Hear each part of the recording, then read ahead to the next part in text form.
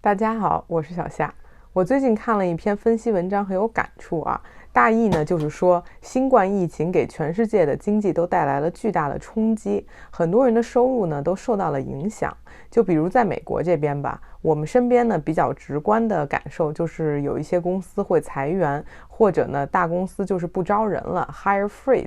而且呢，美国一直各种的发放刺激经济的补助，但是呢，与此同时，也有人因此而获益，变得比疫情之前更加的富有。比如我们有一个年纪稍长的朋友啊，说他去年在股市里挣了几十万。所以呢，这个经济分析文章的中心观点就是在平民百姓只关注疫情什么时候彻底过去的时候呢，其实并没有注意到这次的疫情成为了一道财富的分水岭，让富人越富，穷人越穷。而这种情况到底是怎么产生的呢？首先，咱们先讲一个基础的概念啊，就是最近国际经济学界出现了一个全新的热门词汇，叫做 K 型复苏，也就是用来形容如今全球经济的发展趋势的。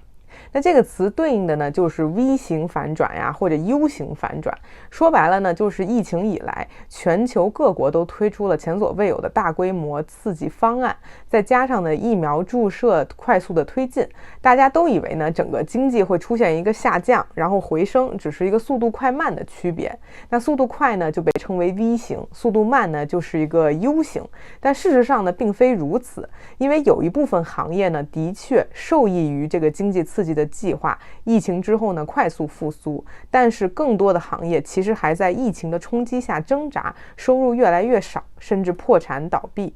有一些行业呢快速向上反弹，有一些行业呢停滞不前，甚至越来越不好。这种差别呢就会在坐标图上呈现出 K 型走势。那经济学家们呢就起了一个名称啊，就叫 K 型复苏。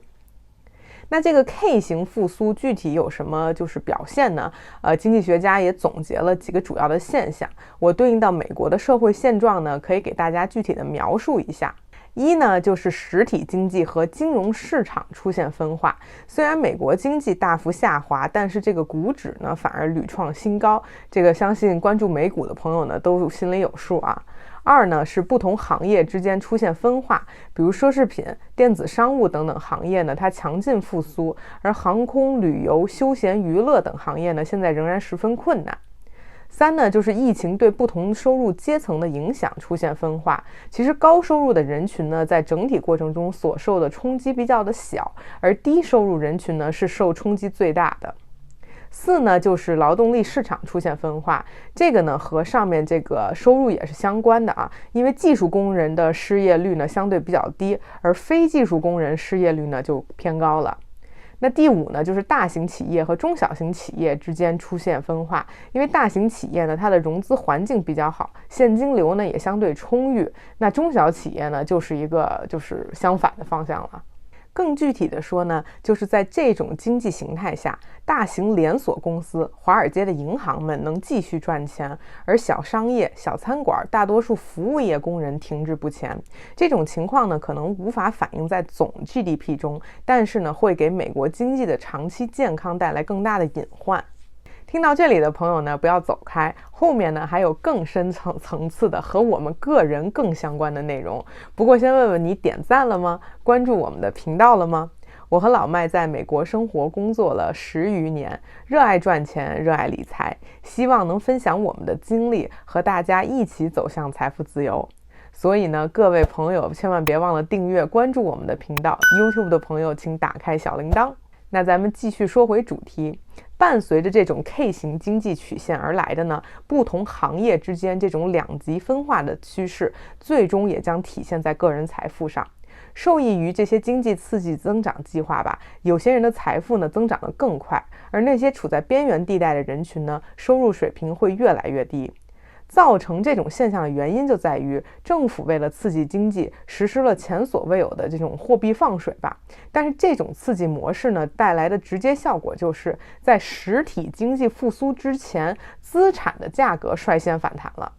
那以美国来看呢，其实经济现在并没有完全恢复，但是呢，主要的股指都创了新高。不只是美国，其实很多国家基本上都存在类似的效应，资产的价格快速向上，而实体经济疲软。那这种 K 型复苏呢，其实就意味着巨大的贫富分化，因为只有富人才能最大程度分享资产泡沫的成果。在美国，许多富人和中产阶级在疫情中呢轻易就保住了工作，那房价呢也在不断的上涨，股市在最初下跌后迅速恢复。然而另一面呢，则是史无前例的失业，现在还是有4000万人申请失业救济金，这是对低收入人群的沉重的打击。那么资产价格快速上涨的最大受益者是谁呢？当然就是持有股票和房产的人。越富有的人呢，他原本持有的股票和房产是越多，最终呢成为资产价格上涨的这个最大受益者。那反之呢，越贫穷的人从资产泡沫中受益呢会越少，甚至没有任何收益，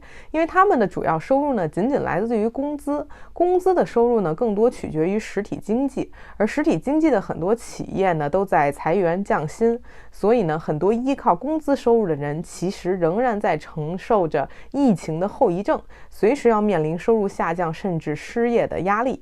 那这件事情给我们带来的另一种启发是什么呢？也就是说，想要成为富人，必须要通过资本收入实现这个梦想，仅仅依靠工资是没有出路的。那疫情之后 K 型复苏带来的这个贫富分化，导致越来越多的中低收入者开始对现状不满，也试图通过参与资本市场呢改变命运。在美国呢，大量的年轻人就开始投身股市了，比如我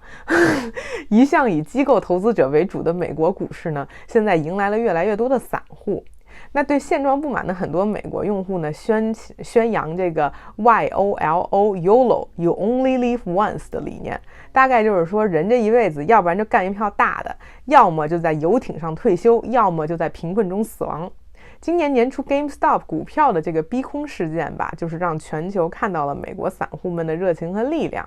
但是呢，一个残酷的事实就是，如果不参与资产泡沫，会被越来越边缘化；但如果过度参与，一旦这个泡沫破灭，可能会变得更穷。假设一个社会的总财富不变，但是绝大多数都流向了少数的富人，且流入的越来越多，那就会意味着绝大多数的平民是越来越穷的。如果社会是这样的话呢，那整体上似乎没什么变化，但是呢，因为总的财富没有少，结果事实却是穷人越来越穷，富人呢却越来越富。极端想象这种情况继续往下的话呢，可能会出现一种国家越来越有钱，但是穷人却越来越多，这就会引发一个问题：国家发展究竟是为了什么？是为了人们的幸福呢，还是为了创造越来越多的财富？财富呢可以带来幸福，但是这两者之间呢不是单纯的相等关系。K 型图就说明了这一点。所以在这场前所未有的 K 型复苏中，你到底是身处那条向上的曲线，还是加速向下滑向社会的底层呢？我觉得这个世界真的是非常残酷啊。那今天的视频呢就是这样了，我不知道大家都有什么感想，欢迎给我们留言，希望大家能够继续支持我们的频道，咱们下期再见，拜拜。